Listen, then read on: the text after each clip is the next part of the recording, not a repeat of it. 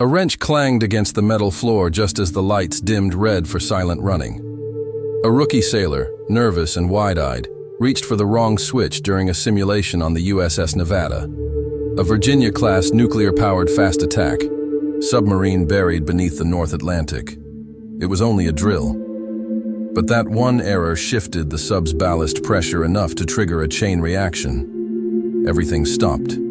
The drill ended instantly, not with shouts, but with silence. Let us know in the comments which branch of the military you admire most. Commander Sullivan stood near the control panel, unmoving. He didn't need to raise his voice. His eyes alone were enough to halt time. After 18 years beneath the surface, with more than 1,000 logged hours in silent operations, his authority required no volume. He turned slowly. Who touched the starboard tank override?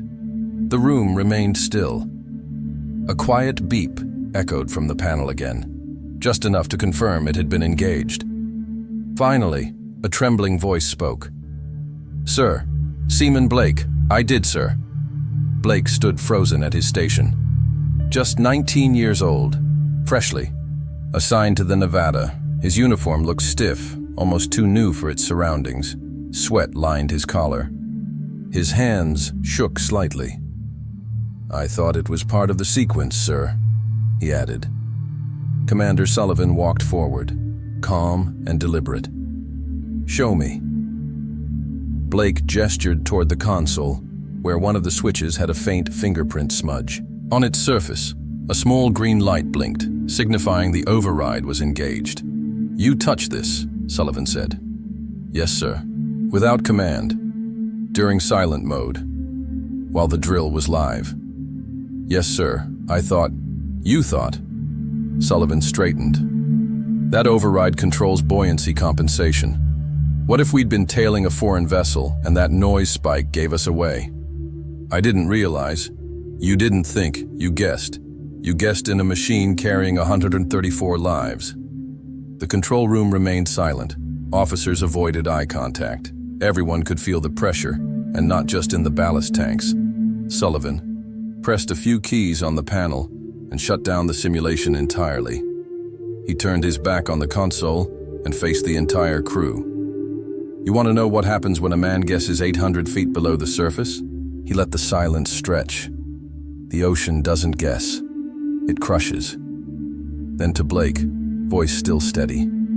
"You're off your station. Report to auxiliary systems for manual maintenance duty. 48 hours. No electronics, no comms, no relief." Blake swallowed. "Yes, sir." And Blake. He paused just before exiting the room. "You're not here to impress anyone. You're here to follow." The young seaman disappeared through the hatch. The door sealed with a firm metallic click. After a moment, Sullivan looked back at the team. "We reset in 15 minutes. Until then, review the chain of command. Every drill is real, and no one touches a damn thing unless I say so."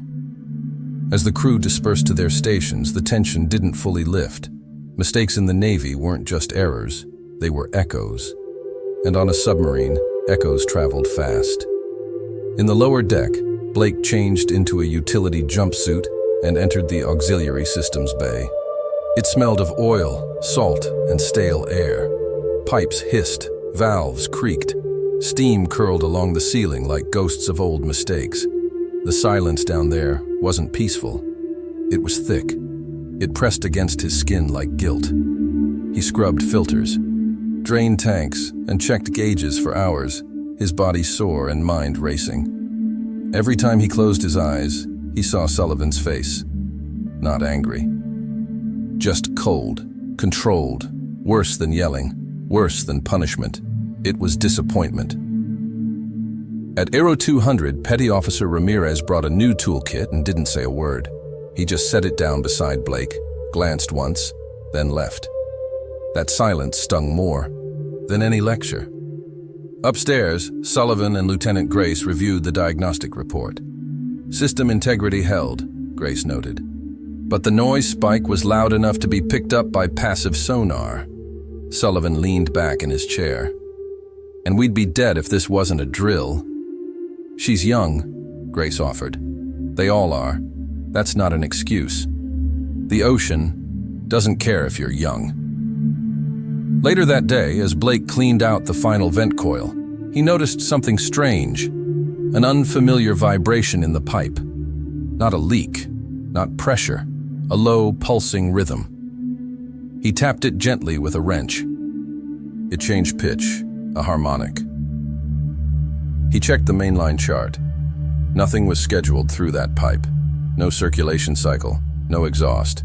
He called it in. Sullivan responded personally. He crouched beside the panel, listening, then placed his hand on the pipe. The rhythm continued. "You did the right thing reporting it," he said softly. Blake didn't respond. "This isn't part of the simulation." The commander stood. "Close this bay. Bring sonar team to review the signal. And Blake, stay here. Watch the pattern. If it changes, log every beat." Blake blinked. "You trust me with that?" "I trust that you've made your mistake. Now let's see if you've learned from it." For the next 90 minutes, Seaman Blake remained crouched next to the humming pipe in Auxiliary Bay 3, listening to the deep, pulsing rhythm that shouldn't exist. It didn't follow any maintenance cycle. It wasn't a ventilation line. And it definitely wasn't coming from inside the USS Nevada. It was external. Every few seconds, the vibration would dip, just slightly, like a sonar pulse skimming the hull. Then it would vanish, only to return again with more intensity, as if responding to the submarine's own breathing. Blake logged the intervals, exactly as ordered.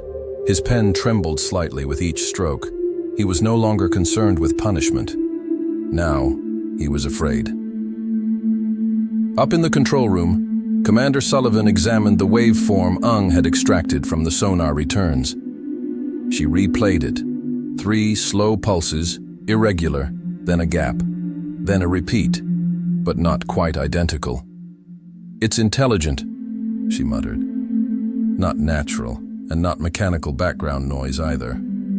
Lieutenant Grace reviewed the acoustic patterns. "It's not whale song, not seismic, not a glitch." Sullivan nodded. "Then it's something watching us." Patel, the XO, crossed his arms. "Could it be a friendly vessel? Something part of the exercise we weren't briefed on?" Sullivan's face hardened, not without a transponder. "And not this close. Whatever's out there is listening, and possibly learning." Ung turned from her station. "It could be pinging us with directional sonar, focused, just enough to avoid bounce back." Sullivan straightened. "Then it knows how to mask itself. That means it's military grade." He looked toward the sonar screen, then to the crew. "Silent protocol. Effective immediately. Cut non-essential systems. No active sonar. We'll drop into the thermocline and drift." The order was executed in perfect silence. The USS Nevada began its slow descent, gliding deeper into the ocean's cold, layered blanket of sound insulation. Lights dimmed. Fans slowed. The hum of the reactor dropped to a whisper. Every crew member moved with precision, their training taking over like second nature. Down below, in the now dimly lit auxiliary bay, Blake continued. His logging. Every 47 seconds, the pulse returned. Now closer, louder, and then it stopped. Completely. No sound, no hum, nothing. He blinked and looked around. The silence was unnatural, too absolute. Even in the bowels of a submarine, there was always something. A hiss, a clank, a rattle. But now, nothing. Until the wrench beside him rattled on the floor, just slightly. Then again. He froze. Suddenly, the bulkhead to his right gave a soft thunk, like something tapping from the outside. He pressed the emergency comms button. Auxiliary Bay. 3. Requesting immediate review. Hull contact confirmed. Repeat. Hull contact confirmed. Upstairs, Sullivan turned instantly. Depth? 890 feet, Eng replied. Anything on sonar? No contacts, sir. But if they're running passive, and tight against our side. We won't see them unless they move. Run a vibration trace through the hull sensors, Sullivan ordered. Blake's voice crackled back over the line. Sir, it's not scraping or dragging. It tapped. Sullivan narrowed his eyes. Tapped? Like a knock. 3 short pulses. Then silence. The control room exchanged looks. Sullivan didn't flinch. Bring me the recordings. Within 2 minutes, Blake's log and audio capture were on Sullivan's screen. The commander listened closely. 3 short knocks, then nothing. Patel exhaled slowly. Is that Morse? Adjusted the gain. Could be. If it is, the message is short. She tapped a few keys. Translated literally, it could mean one of 2 things. What? CQD. The old maritime distress signal. Predates SOS. Sullivan stared at the waveform. They're asking for help? Or mocking us, Patel added. Sullivan nodded slowly. Or testing if we'll respond. Blake's voice came through the comms again. Sir, there's a second pattern starting. They turned up the feed. This time, it wasn't a knock. It was a low, rhythmic echo, repeating once every 10 seconds. Inji paled. That's not communication. Grace leaned forward. What is it? Ings looked up. It's a ranging scan. Sullivan snapped into motion. They're painting our hull. They want to see how we react. The crew began rapid protocols. Countermeasure bays were activated, quietly. Emergency ascent protocols were prepared, but not initiated. The crew was ready for combat posture without engaging it. And still, the outside contact remained unseen. Sullivan stared at the readout, then tapped the console. They're not here to destroy us, not yet. They want to learn. Learn what? Patel asked. Sullivan turned to him. How we respond to confusion, to protocol breaches, to fear. His eyes flicked toward the screen, where Blake's logs were still displayed, and they started by baiting the weakest link. For a moment, the room stood still. Then Sullivan continued. Prep a counter decoy. We'll fire it forward, masked with a partial reactor bleed signal. If they're tracking our patterns, they'll follow the heat signature. And us? Grace asked. We dive, deep enough to vanish. He paused, and we trust the one who made the first mistake to spot the next one. Down in Auxiliary Bay 3, Blake watched the panel lights dim once more. He was alone again. Only this time. He wasn't afraid of silence. He was listening to it. The decoy fired with no noise, only the faintest vibration through the hull, barely perceptible to anyone not trained to feel such things. It launched forward at a shallow angle, cloaked in a carefully disguised reactor heat signature. On sonar, it would appear to be a malfunctioning submarine bleeding thermal exhaust, a tempting, helpless target. As the dummy slipped away, the USS Nevada descended even deeper, gliding beneath the thermocline like a shadow disappearing into ink. Every man and woman aboard held their breath, not because they were told to, but because their instincts demanded it. Commander Sullivan stared at the display as the decoy pulled distant. There, movement, the unknown signal diverted. Slowly, deliberately, tracking the heat bleed. It took the bait. They've shifted focus, unconfirmed. Patel added. Still no active sonar on their part. They're trying to stay blind and still win. Grace nodded. That means they're confident. Or arrogant, Sullivan muttered. Down in Auxiliary Bay 3, Blake tracked the residual pulses still bouncing faintly through the hull. The taps had stopped. So had the vibrations. But now a new anomaly appeared. A faint whisper on the pressure lines, as if someone or something had triggered a resonance deeper in the infrastructure. He traced the signal and froze. It was traveling through sealed ducts. Ducts that weren't connected to the outside. Internal structure that shouldn't be possible. He activated the emergency tech panel and called it in. Commander, secondary pressure resonance, originating internally, unknown source. Sullivan's voice was immediate. Location? Mid-hull. Section C, between water purification and weapons monitoring. Patel blinked. That corridor is sealed for this phase of the patrol. No traffic, no gear transfers. Reactor coolant lines. Run parallel, Grace added. Sullivan's tone sharpened. If they're reading our layout from outside, they might be triggering internal systems with focused waves, trying to manipulate or even test how internal components respond to acoustic interference. In other words, said Patel, they're mapping us. Sullivan stepped toward the comm. Blake, I want a real-time acoustic trace. Overlay it on all pressure line data for the last 6 hours. Look for a rhythm. Blake's hands moved quickly now. He was calm, methodical, the way he had never been before. The data appeared in lines and waves, chaotic at first, then slowly synchronizing. He aligned the time codes, and there it was, a repeating pattern. Every 247 seconds, almost musical. Sir, it's a scan. Layered. Explain. They're probing the ship's internal feedback systems. Each pulse triggers a micro-shift. Then they measure how long it takes that shift to resolve. It's like echolocation, but inside us. Sullivan's jaw tightened. They're inside our nerves, Patel exhaled. If they're scanning our systems that closely, they might be preparing countermeasures or figuring out where we're weakest. Then we beat them to it, Sullivan said. He walked to the center console. We reroute all diagnostics, remap our own internal acoustic signatures, confuse them with false data. Every pulse they trigger will bounce back distorted. Grace hesitated. That might compromise our own ability to monitor systems. That's a risk I'll take.